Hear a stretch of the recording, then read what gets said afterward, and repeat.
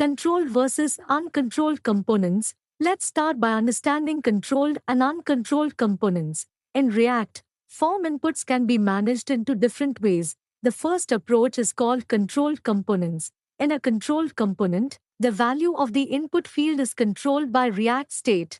This means the input value comes from state, and whenever the user types something, an onChange event updates that state. So the flow looks like this. User types onChange event fires.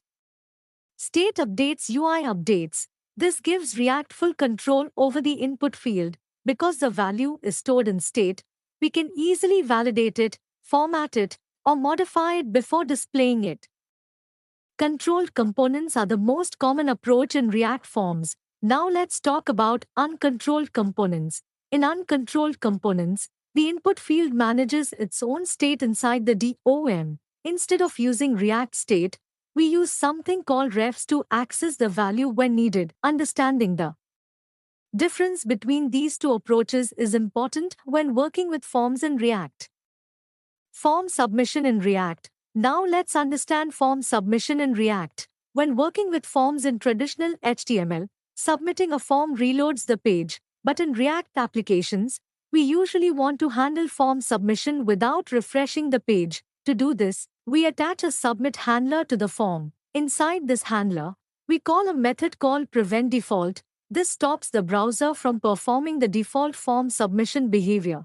Once the default behavior is prevented, we can process the form data using JavaScript. For example, we might send the data to an API, store it in a database, or update the application state.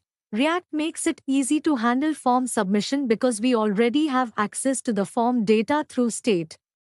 This allows us to validate the data, transform it, and send it wherever we need. Handling form submission properly is a fundamental skill when building real-world React applications.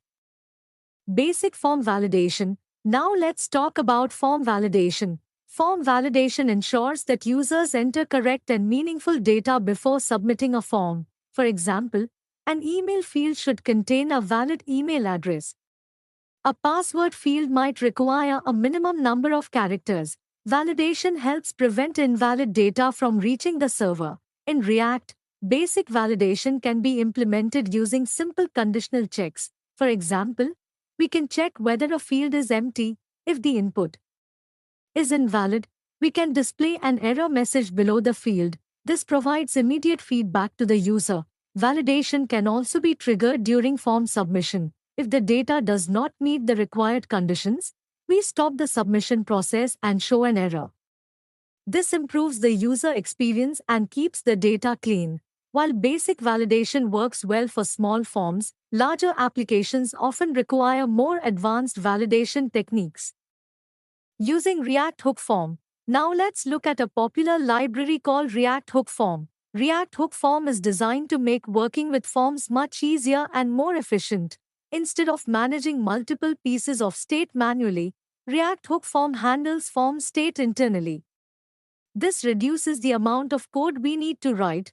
With React Hook Form, we register input fields using a special method called register. Once fields are registered, the library automatically tracks their values and validation rules. Another advantage of React Hook Form is performance. Because it minimizes unnecessary re-renders, forms built with this library are very fast. It also provides built-in features for validation, error handling, and form submission.